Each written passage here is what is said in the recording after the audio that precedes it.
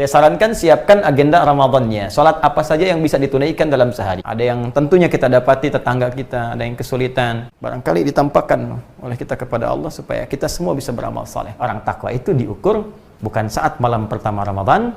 Takwa diraih bukan saat hari kedua, hari ketiga sampai selesai Ramadan, tapi sampai kita jaga hingga ajal kita tiba saat kembali kepada Allah. Apa itu aktivitas takwa? Kita rinci.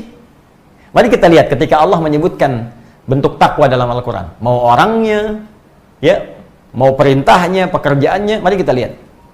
Ternyata orang-orang yang berhasil menjadi takwa adalah orang-orang yang terbiasa melatih diri dengan aktivitas yang disebut dengan amal soleh itu. Apa diantaranya? Mari kita lihat. Ya, kalimat takwa pertama Al-Baqarah ayat kedua.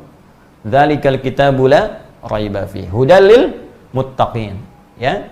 Ini Al-Qur'an, jangan diragukan. Dia berasal dari sumber yang sangat jauh dari apa yang kita bayangkan. Jangan nuduh sembarangan kalau nggak punya hujjah.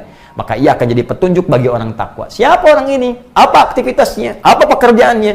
Sehingga disebut oleh Allah sebagai orang takwa. Aktivitasnya apa? Maka dirinci di ayat 3, ayat 4 sampai mendapatkan di kebahagiaan ayat 5-nya. Alladzina yu'minuna bil ghaib wa yuqimunas shalah. Yaitu orang-orang yang terus meningkatkan imannya. Tuh, dasarnya iman dulu.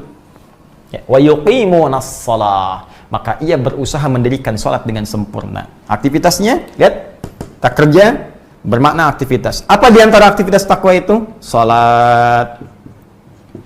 Wa mimma razaqnahum yunfiqun. Infaq. Ya?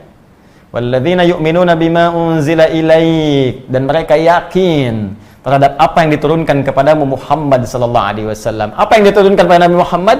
Al-Qur'an. Tuh. Nah. Kasih contoh lagi 3. Ini aktivitasnya. Tadi kan orang salat itu bagian dari takwa. Kesimpulan terbaliknya, maka orang takwa itu punya aktivitas. Apa pekerjaannya? Rajin salat, rajin infak, ya. Rajin berinteraksi dengan Al-Quran. Ini baru 3 kita turunkan. Ya. Karena itu saat Ramadan, aktivitas ini pasti banyak muncul. Silahkan cek. Sholatnya pasti akan meningkat. Mohon izin. Ketika kita belum masuk Ramadan, mungkin sebagian orang hanya berusaha menjaga sholat fardunya. Yang penting 5 waktu nggak tinggal. Belum tentu dia duha, belum tentu syuruk, belum tentu tahajud. Ya kan? Belum tentu rawatib sempurna. Tapi dahsyatnya Ramadan bisa menjadikan seseorang sampai begitu perhatian pada salat sunnahnya. Bahkan ini musim-musim sekarang, PSBB ini, ya, yang kita diminta dengan segala keterbatasan kita untuk mengerjakan aktivitas di rumah, itu pun yang difikirkan, Masya Allah, tarawihnya. Pada tarawih sunnah kan? Ini sangat menarik gitu, tarawihnya. Nah, jadi dahsyatnya Ramadan itu bisa meningkatkan kualitas ibadah, jangankan yang fardu, sunnah bisa meningkat. Ini. Salat. Jadi teman-teman sekalian, ketika kita masuk pada bulan Ramadan, kutiba alaikumusiyam, maka Allah akan melatih kita untuk meningkatkan kualitas dan kuantitas salat kita. Karena itu bentuknya menggunakan tatkun, salah satunya dengan menggunakan pemaknaan waktu sekarang. Sekarang di sini konteksnya masuk Ramadan. Di orang takwa itu, begitu masuk bulan Ramadannya, insya Allah bila tidak ada halangan kita mulai esok hari Jumat. Ya, begitu masuk sekarang, karena konteks ayat ini ayat tentang Ramadan, dimulai puasanya. Jadi begitu masuk bulan Ramadan, dia berusaha meningkatkan ibadah sholatnya. Ini pertama. Jadi kalau Anda ingin lihat apakah Anda termasuk kandidat peraih orang takwa atau tidak, kandidat yang masuk dalam kategori berhasil puasa atau tidak, lihat nanti mulai malam. Saat masuk berganti waktu ke maghrib, naik mulai masuk malam Ramadan, malam pertama. Ya, maka kita cek nanti, ada nggak ibadah sholat di malam harinya? Cek, oh ada ternyata. Ya, qiyam Ramadan. Dalilnya hadis Nabi SAW. Man qama Ramadana imanan wa ihtisaban ghufira lahu ma taqaddama min dhanbi. Siapa yang bisa menghidupkan qiyam, bangun salat di malam-malam Ramadan dengan penuh keimanan, dasarnya iman ini, wa ihtisaban, ketulusan mengharap ridha pahala dari Allah, mengoreksi dirinya.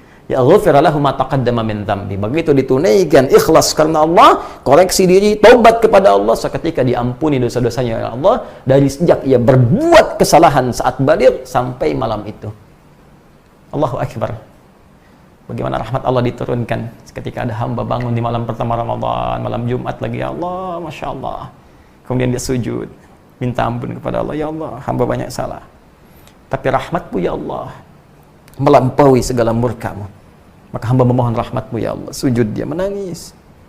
Ketika kemudian dia memohon turun ampunan Allah, terbayang walaupun ajal tiba pada saat itu, kemudian dia wafat di malam pertama, dia sudah mendapatkan ampunan Allah Subhanahu wa taala dari semua dosanya. Dan dia punya amalan pertama kali sujud yang jadi kebanggaan di hadapan Allah. Bukankah kita dimuliakan dengan sujud itu? Ya, bukankah perkara sujud yang mengangkat kita dan merendahkan syaitan? Iblis tidak mau sujud, ya, sedangkan kita mau sujud di hadapan Allah. Dan dengan sujud itu malaikat diperintahkan untuk hormat kepada Adam alaihissalam. Jadi kalau manusia pernah punya amalan sujud, maka itu jadi salah satu kebanggaan di hadapan Allah Subhanahu wa taala. Karena itulah sujud yang kita lakukan dalam salat menjadi amalan pertama yang akan dihisab di hadapan Allah Subhanahu wa taala. Nah, ini jadi konteks ini sekarang konteks Ramadannya, jadi begitu masuk Ramadan salatnya meningkat. Nah, karena itu coba siapkan dari sekarang. Saya sarankan siapkan agenda Ramadannya. Salat apa saja yang bisa ditunaikan dalam sehari. Malam ada apa? Ada tarawih. Malamnya bisa ada kesempatan tahajud kalau nggak memberatkan kita untuk sahur kemudian dan beraktivitas esok harinya. Karena sekarang banyak di rumah, kita bisa hidupkan. Ya, kemudian masuk keesokan harinya 2 rakaat sebelum subuh, ya.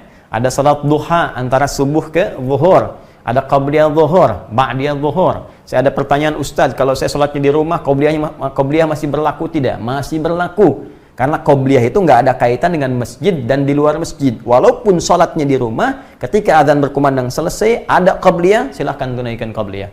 Setelah selesai mau ba'diyah, silahkan tunaikan ba'diyah. Karena salat itu ditunaikan bukan terkait dengan keadaan Anda di masjid atau di luar masjid. Rinci, sampai ke sebelum asar, ada 4 rakaat. Sebelum maghrib, ya, ba'diyah maghrib setelahnya. Kemudian antara azan dengan iqamat, sebelum isya, setelah isya. Tapi khusus untuk yang sebelum maghrib, itu kalau dalam kondisi yang sifatnya memang memungkinkan untuk menunaikannya saja. Ya, kata Nabi SAW bermakna, sallu rak'ataini qabla al-maghrib, wa la tattakhidhuha sunnatan. Silahkan salat 2 rakaat sebelum maghrib, tapi jangan jadikan kebiasaan, karena kondisi tertentu saja. Ya, kenapa? Karena jarak maghrib ke isya itu begitu padat, mepet. Apalagi Ramadan saat ini, Anda mungkin buka dulu, jadi waktunya agak mepet ke isyanya, jadi Anda bisa langsung lakukan salat maghribnya dan ba'diyah setelah itu. Ya, beda kasusnya kalau sedang di Masjidil Haram, nunggu orang tawaf, baru masuk, Anda bisa mungkin daripada mengerjakan yang tidak penting, bisa salat 2 rakaat dulu. Jelas ya? Secara lugas dan mudah, mulai sekarang, sebelum masuk nanti malam Ramadan, Anda rinci, ada salat apa saja yang bisa ditunaikan di bulan Ramadan. Ya, dari malam dan siangnya, rinci. Ya, kemudian teman-teman sekalian, mohon maaf, nanti orang takwa ini ditunjukkan dengan bentuk mudhari. Belum selesai, karena baru 1 masa. Belum yang kedua dan ketiga. Sekarang terus dilangsungkan dan sampai di masa depan. Jadi untuk menjadi orang takwa itu, mohon maaf, bukan awal Ramadan saja Anda kerjakan tarawihnya, tahajudnya bangun, hari keduanya nggak dikerjakan. Hari ketiga makin menurun. Awas, hati-hati. Jangan ada fenomena ini lagi terulang. Ya, tahun sebelumnya kita tahu juga, malam pertama penuh semua. Malam kedua penuh, malam ketiga masih penuh, malam keempat terjadi kemajuan. Sab maju, maju, maju. Ayo, sekarang mau dipikir apa lagi?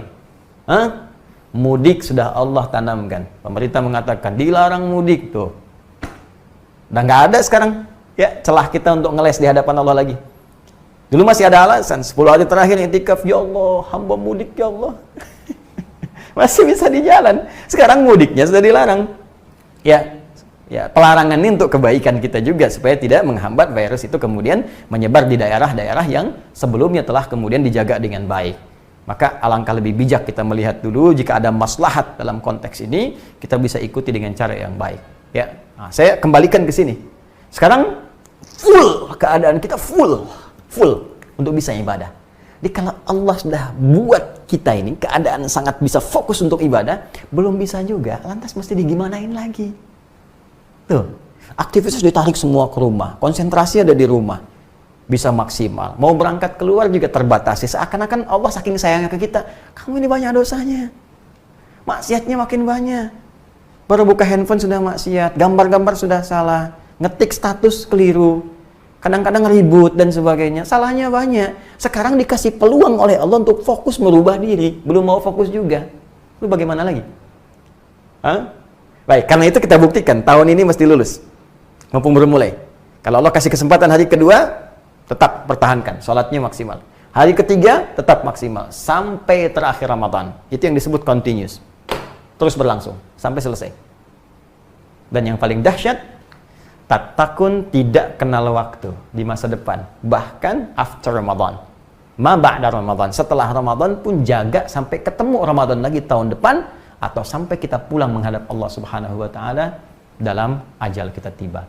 Jadi orang takwa itu diukur bukan saat malam pertama Ramadan, takwa diraih bukan saat hari kedua, hari ketiga sampai selesai Ramadan, tapi sampai kita jaga hingga ajal kita tiba saat kembali kepada Allah. Itu yang disebut dengan takwa. Maka dari sini siapkan mental kita sebelumnya.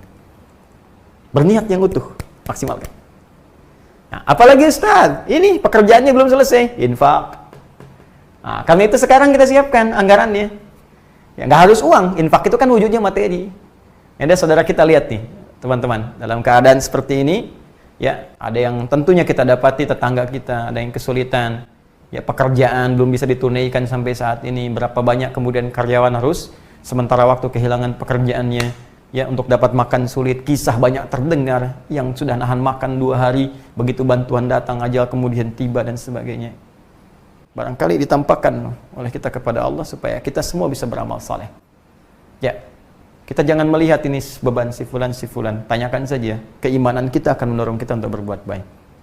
Apa yang kita bisa lakukan sehingga ringan hisab kita di hadapan Allah Subhanahu wa Ta'ala, sepanjang kita bisa melakukan itu. Walaupun kata Nabi, hanya sebiji kurma. Walaupun hanya sehirup air.